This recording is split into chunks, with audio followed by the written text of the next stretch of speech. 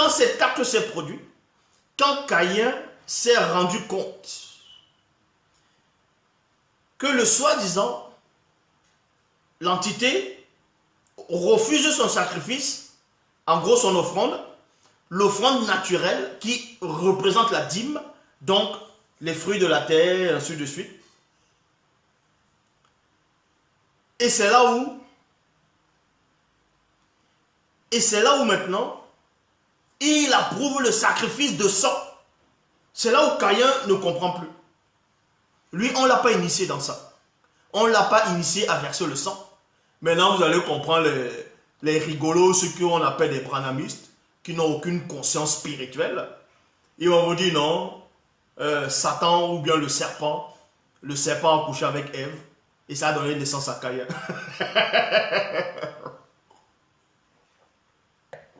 Voilà des gens qui sont aussi tordus là-bas, là, tordus spirituellement.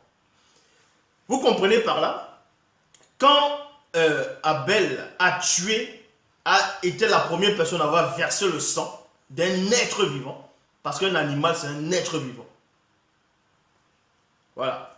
Quand il a versé le sang, Caïn, qui est le grand frère, qui a le droit d'aînesse, qui était mieux initié que son frère, a vu cela. Et il n'a pas compris pourquoi le spirituel va accepter l'offrande sanglante de son frère et on refuse son offrande à lui. Il ne comprenait pas. Il se disait, mais qu'est-ce qui se passe? Je suis dans quelle réalité? Puisqu'on ne m'a pas initié dans ça.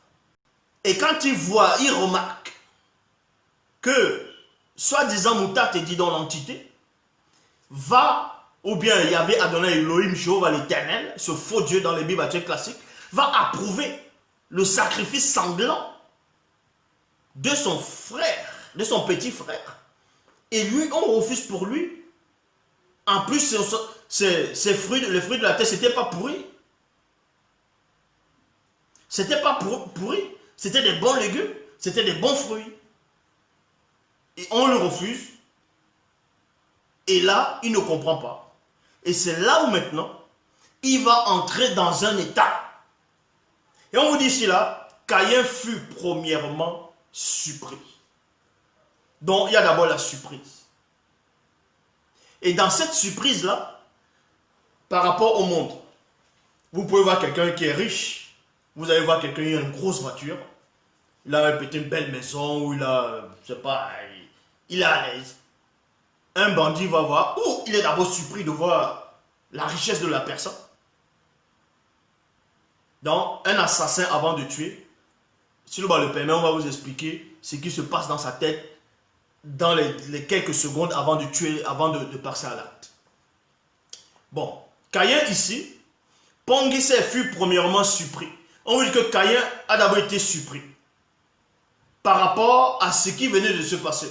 On refuse son sacrifice, on accepte le sacrifice sanglant, abominable de son frère. Il est surpris, c'est logique. Toute personne sensée qui a reçu une initiation valable va faire comme Caïn. C'est-à-dire, il va d'abord être surpris. Et ensuite, il est étonné. Parce que les gens vont penser que surpris, c'est étonné en même temps. Dans les synonymes, on va mettre surpris et étonné aussi. Mais quand on entre dans les détails de ces phrases, vous allez comprendre que surpris, c'est quoi? C'est quelque chose qui te surprend sur le coup. Et après maintenant, dès que tu es surpris, tu es maintenant étonné. Donc, tu restes comme ça, tu es étonné. Donc, étonné maintenant, c'est comme s'il y avait une tonne qui monte sur toi, qui te pèse, qui pèse sur toi. Et on vous dit, abasourdi plutôt, confondu. Caïn était confondu. Donc, il ne comprenait plus. Il se disait, mais qu'est-ce qui se passe? Pourquoi mon cas te dit que je connais va accepter un sacrifice de sang et refuser le mien? Alors que le mien, c'est quelque chose de... En gros, tu nous as donné la richesse. Bon, Loba, par son verbe, nous a donné la richesse. Nous a donné les fruits de la terre. Je lui redonne, mais on sait qu'il ne mange pas. Donc c'est là où vous comprenez, il est confondu, il est déconcerté, il est dépassé,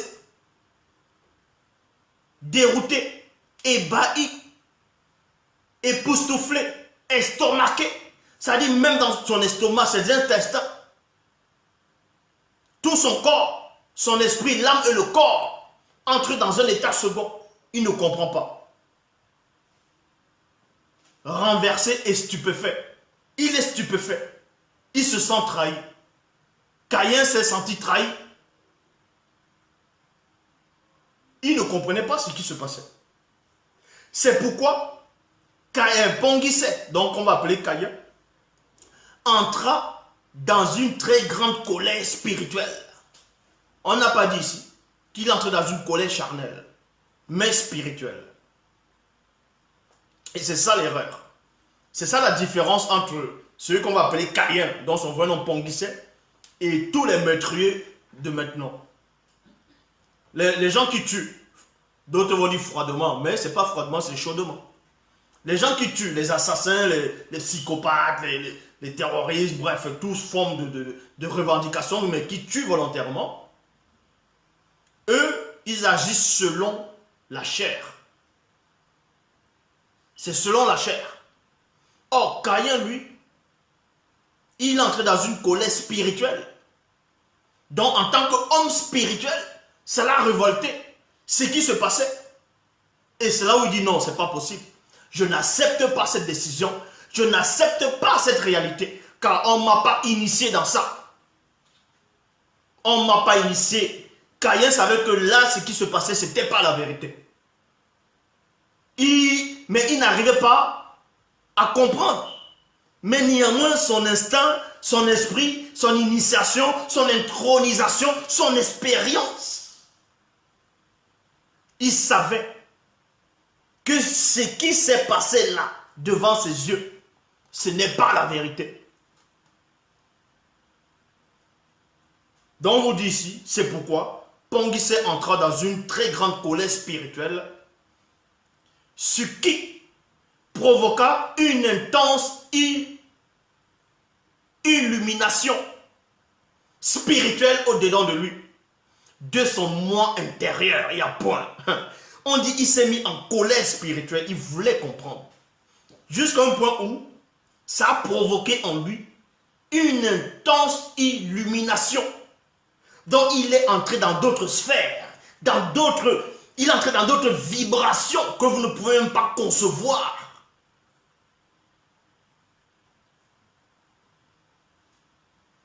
Au-dedans de lui, de son moi intérieur, cela, virgule, le transporta sur le chemin initial de l'entité de justice. Il y a point. Donc quand Pongisset, celui que vous allez appeler Caïn, a reçu tous ces sentiments, à l'intérieur de lui, il s'est illuminé.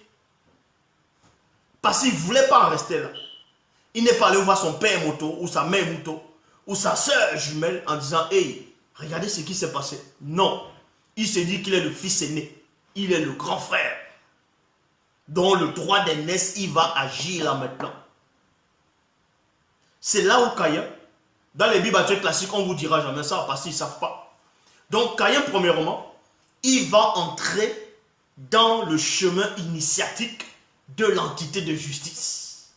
Parce que là, il va emprunter le chemin de la justice. Parce qu'il a bien analysé la scène. Caïn n'était pas fou. Je répète ici, Caïn n'était pas fou. Donc les gens qui pensent que Caïn c'était un meurtrier, c'était quelqu'un qui ne réfléchissait pas, il était jaloux, il était fils de Satan, ça c'est faux. Caïn n'était pas fou, il était lucide. Avant de tuer son frère, il a réfléchi d'abord. Il a pesé le pour et le contre, selon sa compréhension. Je ne suis pas en train de dire que j'approuve ce qu'il a fait. Mais je vous dis néanmoins. Et on vous dit ici, quand il a été transporté dans le chemin initiatique de l'entité de justice, Satan, le maudit Mabobé, le mauvais esprit, a compris ça. Il a vu ça. Quand Satan a vu ça, il a dit, oh, hey, bon, on va vous expliquer, c'est pas qu'il a dit ça comme ça. Mais Dans le monde actuel, on va dire, hé, Mbombo, le gars là nous a repérés. Venez, fuyons. Voilà ce que Satan fait. Aussitôt, Satan, le Mundima Bobé, le mauvais esprit, disparut de devant Pongise et Mundiwe, se cacha à leurs yeux et se mit à côté de Pongise. Point. Ni Pongise, ni Mundiwe ne pouvaient plus le voir. Donc, quand Satan a senti que Caïn a compris qu'il y a une anomalie par rapport aux offrandes qui venaient se produire là, on refuse son sacrifice, son offrande, on accepte un sacrifice sanglant, il a compris qu'il y a une anomalie, que ça ne peut pas venir de là-bas, ça ne peut pas venir de l'entité, mais il ne comprend pas comment l'entité va accepter ça. Donc, et c'est au Caïn maintenant, il va se réfugier pour mieux comprendre dans le chemin initiatique de l'entité de justice. Mais c'est l'entité de justice qui va lui dévoiler qu'est-ce qui se cachait derrière. Et Satan, il a fui. Satan a disparu de devant les yeux. Il se cache. C'est là où les auteurs de la Bible, maintenant, ils vont prendre ce passage. Ils vont dire que le péché se couche à ta porte. Non. Caïn, il ne répondait pas à Moukat. Dans les Bibles classées, on dit qu'il n'a pas répondu à l'Éternel. Pourquoi il n'a pas répondu? Il se dit, bon, s'il ne tue pas son frère, il n'aura pas accompli la justice. Pour lui, ce n'est pas la justice qu'il aurait accomplie. Parce que la loi dit, si tu verses le sang, ton sang doit être versé.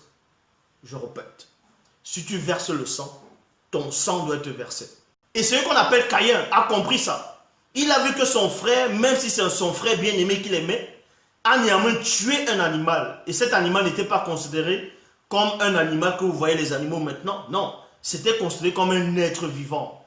C'était des animaux qui étaient créés dans la pureté. Est-ce que vous comprenez?